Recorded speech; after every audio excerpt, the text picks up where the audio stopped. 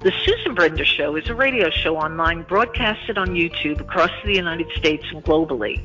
The show features guests who speak about health, spirituality, entertainment, and a host of subjects to enlighten people across the nation. Listen to the show that empowers women and men alike and highlights those who have made a difference. I'm Susan Brender, and this is the Susan Brender Show. Today I'm talking to Eddie Capparucci. This is number 2 in a series of shows that we're doing on sexual addictions. And it's very interesting, I have to tell you, because I read the book, and the book that Eddie wrote is called Going Deeper: How the Inner Child Impacts Your Sexual Addiction. And today Eddie's going to talk a little bit about the inner child recovery process. So I want to welcome to my show Eddie Capparucci. And thank you, Eddie, for doing this. And this is going to be a very interesting show, I'm sure. So listen very carefully, my audience, because a lot to learn from Eddie. So, Eddie, let's talk about the inner child recovery process. What is that about?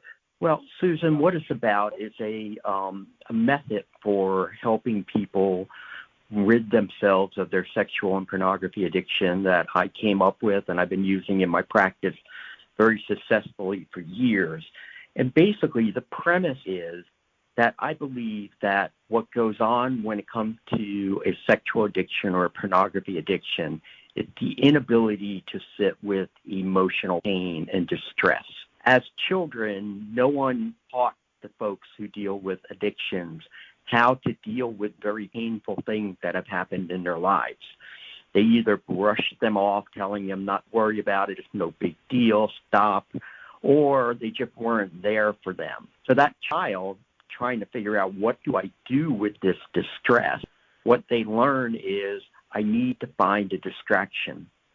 And as a child, or maybe even an adolescent, or even in their early teen years, their distraction may be television or playing with friends or playing by themselves, which again in itself is not very destructive. But as they get older, somewhere along the line, they discover that sex is a wonderful way of distraction, of distracting themselves, and also a way to soothe themselves. So they come across that, and now they use that as the vehicle whenever there's emotional distress to run away. Whoa. Why did they have this issue? I know that there are so many problems in our society today, but this is like a real tough one. What's your thoughts about why this is happening? Because there's so many other things that they could be doing that is so much better. I mean, for lack of any other way to describe it. I mean, why sexual addiction? Well, because, if you think about it before, Susan, and you're right, it's increasing in rapid numbers. Pornography wasn't really readily available for many people until just, the 80s, and then with the advent of the internet in the mid-late 90s. Before that, it was really kind of difficult for people to come across pornography. So sexual addiction was not something that was of the norm. People turned to other addictions to distract themselves, and whether that would be overeating or, drinking too much or drugs or whatever. There are many different things. Workaholics, again, that's another aspect or an outlet that people could run to. So pornography, as well as the sexualization of our society, that's why I think we're seeing more and more in the way of people. Because remember, when this happens, it happens at a fairly early age. Most people that I deal with, they have been stimulated at an early age sexually, and that means they're coming across pornography somewhere in the age of 10, 12, or 13. And that's too young for anybody to be exposed to something from a sexual nature. So with that, they learn, okay, I need a distraction. Whoa, what a distraction sex is. It's a wonderful distraction. Plus, it also serves as a stimulant. So it's like a 2-for-1 that they get with it. And once they start that process, it becomes very, very difficult for them to move away from it. Yeah. So why is there a new treatment necessary or a new method, if you will, needed? I'm sorry, what was that question again? The question is, why is a new treatment method needed? Oh, because, basically treatment methods that were available at one time when we first started all this were really focused more in the way of behavior. So therefore, it was like, okay, you need to find a way to do a different distraction. So if you're having these sexual thoughts, go grab a handful of ice and hold on to it, sit with that pain, or go take a cold shower, or put an elastic band around your wrist. But however, starting in the 1980s, Patrick Carnes, who was really the guru when it came to sexual addiction, the discovery of it, he came to understand that emotional distress was part of what was going on. And so therefore, it was trying to teach people, okay, how do you deal with your emotional distress? But for me, it goes even deeper than that. And what I found is that when we can identify why, the reason, we answer the question, why has sex and pornography taken over my life? That becomes a very strong catalyst for people to make change. Because again, if I know why I do something, I now have a better chance of changing. So that's where my program comes in and makes it somewhat different. We are answering the why question. Take us through a little story that you have about someone who is part of your program. There must be something interesting about this particular person that you're going to be talking about, because you see so many different people coming in who have various issues concerning this subject matter of porn addiction. So I'm curious if you can tell our audience a little bit about someone specific. Don't, of course, no names, but I'd like to know, starting from the beginning, they walk into your office and then what? Right. So we'll talk about somebody who, again, a chronic pornography problem that had a devastating impact on their marriage, because the wife didn't understand, okay, why is it that he would prefer just to watch porn and perhaps masturbate versus chase her and to seek her for sexual intimacy. And what we came to understand, if we sat there and we said, okay, let's look at, what happened here. And he goes back and he starts to identify as a child, he is someone who is alone all the time. His father had left the home at a very early age when he was young, and his mother was there to raise 3 other children, so there were 4 of them. And therefore, he's on his own quite a bit. There's no real supervision. There's no one who's really teaching him, one, when things were distressful, and for example, with him, there was a lot of bullying that went on that he endured. And there's no one there to show him how do you deal with this bullying. There's also no one there really nurturing him. So he doesn't learn how to emotionally connect with people. What he does, he figures out as he comes across sex, that sex is a way to connect. That is the way we engage with people. And then what we'll do is we'll sprinkle some emotional intimacy on top of it, versus we build relationships based on emotional intimacy and we sprinkle physical intimacy on top of it. That's the way we should. So as a child, around 13, 14, he's now at home by himself or with his siblings, and he has access to a computer, and he's just downloading and watching porn whenever he comes home from school. And why? Because he didn't want to think about all the bullying that he endured during the course of the day. Now, fast forward, as an adult, now think about it, he doesn't have a good role model at home for what does a relationship really look like. He doesn't know what that's about. So now he's involved he gets married, he's involved in a relationship. His wife is saying, hey, I want more from you. I need more in the way of emotional connection. He has no idea what that looks like. He thinks he's failing. So therefore, he goes and he escapes and he runs away. And how did he run away? Through what he'd been using ever since he was young. is with pornography. So once we identify all of that and then start to teach him what does it mean, there are two things we want to teach him. One, we want to teach him what makes up a real relationship. What does it mean to be in a relationship with someone where you are nurturing one another? So we're going to be working on those skills. We're going to try to build his emotional intimacy.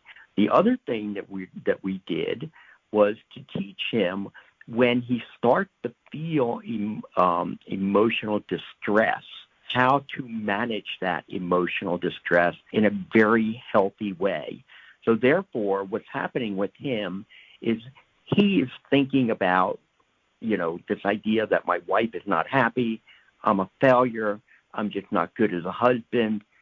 And instead of thinking that way along those lines, what he needs to do is take a step back and realize, okay, you know what?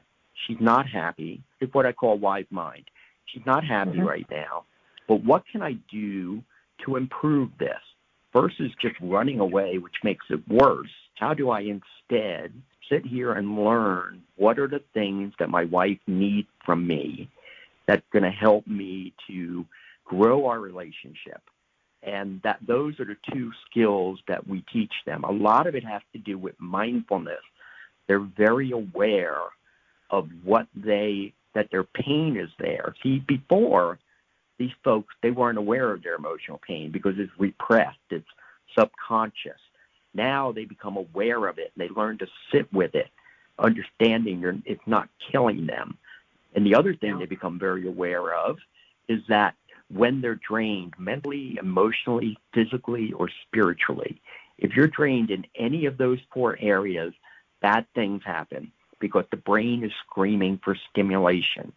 So therefore, if they're aware of the fact that they're drained and they're aware that there's an emotional trigger that's going on, they can now stay one step ahead of their addiction by using their wise mind, slowing everything down, and being able to rationalize what's going on. By rationalizing, they now make a healthy decision. Well, that brings up a few things. You talked about the word intimacy. Why is it that the people who don't know how to be intimate will turn to something that is so, I guess I'm going to just use a simple word, horrible? I mean, why? Does it have anything to do with the fact that their families were not tactile, the families were not loving in that sort of intimate way that they should have been with their child? That's definitely part of it, Susan. See, what happens is 9 out of 10 men who come into my practice, they have what is called a low emotional IQ. And basically what that means is they can't really identify beyond the fact that they're angry, they're fearful, they're sad, or they're happy. They can't tell you what they really feel. And then even if there is that one or two who identify their deeper feelings, they have a very difficult time expressing it because that means they need to be vulnerable. And they can't be vulnerable because that's going to be a sign of weakness. They were told, you know what, you don't feel, or they saw that from other people. But worse yet is if a loved one tries to be emotional with them, their anxiety goes up, so they want to shut it down. So therefore, again, they're going to minimize it. Oh, you know what, it's not that important. I don't know why you feel that way. Or they're going to try to fix it for them. And this all begins at a very young age when these people were hurting for some reason. Somebody took away their toy, another kid in the neighborhood, right. And they come home and they're crying to mom or dad about it. And mom and dad either ignore it or they're telling them, hey, you know what, you got to suck it up and be strong or whatever. They're not teaching them how to deal with their emotional pain. So they learn to shut that off. But when you shut off bad emotions, you also shut off good emotions because what you're saying is, I'm just not going to feel. The problem that we have, though, is that we were created to be emotionally engaged with other people. We want that. We long for it. It's so important for us, but these folks just don't know how to do it. Wow. Does that lead to rape? Is rape part of the process also that they're inclined to do? Because rape is really a way to express, what would I say, anger. You mentioned anger. Is Right. it a way to express anger? And have you found that some of your patients or your clients, if you will, have admitted to you that they have conducted a really horrendous act on somebody? Well, you're getting into a different area. You're talking about sex offenders, and those are people who commit various sexual crimes on other people. And I don't Right. deal with that patient population. That is something that's very, very different. These folks, a person who has a sex addiction, doesn't mean that they can't be an offender. However, the large majority of them, 98%, are not offenders. They're not going out there and abusing people. They're not out there exposing themselves. They're not out there raping each other. There are that handful, but see, there are other emotional issues that are going on with those folks. So here, what we're talking about is somebody who sex is just interfering with their relationship, perhaps maybe with their work, perhaps with what they do in their church, with their families. That's where the problem really lies with this segment of patients. You just mentioned their church. Do the people whom you've seen, do they have any faith? Do they go to their different churches? And would that help them at all? Would the person who runs the church, the rabbi, the pastor, the priest, do they understand this particular problem? Well, that would be a wonderful tool that we could use. And in some cases, it is. There are many really very strong religious organizations and affiliations out there who are trying to help people who are struggling with sexual addiction and pornography addiction. But the fact of the matter is, for the most part, the church is rather quiet when it comes to this. This is like the silent epidemic, because if you look at the numbers of people who are believers, they believe in some sort of higher power, versus those who are non-believers, the numbers of folks who use pornography, they pretty much match up. They're the same. And we're also seeing through different studies that have been done, and I've had several of them in my practice over the years, is that even members of the clergy are caught up in pornography. Again, this doesn't have any sort of geographic or demographic boundaries. It crosses over many different occupations, ages, ethnic backgrounds. You know, it tackles everybody, and therefore the church. We need the church to make more noise. We need the church to be, sitting there and talking about, the sexual behaviors that are going on, because there are people in the pews. They're struggling. Yeah. And also, we never talked about women in this sense. Is there an issue with women as well? Because one thinks about men certainly with regard to this issue, but nobody thinks about women. What about them? Oh, women, the usage of pornography among women continues to grow. It started again in the mid-'90s with the access of pornography, and we are seeing those numbers increase constantly year after year. So, again, that's a whole new horizon that we have, that we're facing, that we need to be able to provide the help and the resources for that demographic also. Wow. And if you mentioned the word bullying at the beginning of the show, and bullying is such a problem in this world, particularly in this country. And I hear that you say that if they're bullied, there's a tendency to kind of explore things. And, of course, in this particular case, we're talking about exploring pornography. Now, bullying is a subject that we need to address. How does that, when you're bullied, and it doesn't matter what age, lead to an issue like sexual pornography? Well, in my client population, I've seen that about 8 out of 10 people who come in to work with me, they have experienced bullying in their life.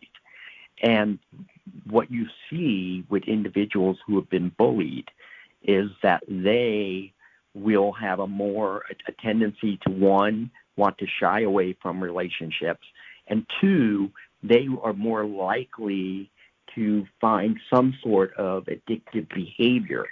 Now, again, that could be overeating. It could be just somebody who plays video games constantly, someone who's a workaholic. There's many, or somebody who just exercises constantly. There are many different addictions that can take place. But the reason they're doing it is because they want to escape. They want to escape that pain that lies underneath the surface, that is subconscious. So therefore, you were bullied, 20 years ago.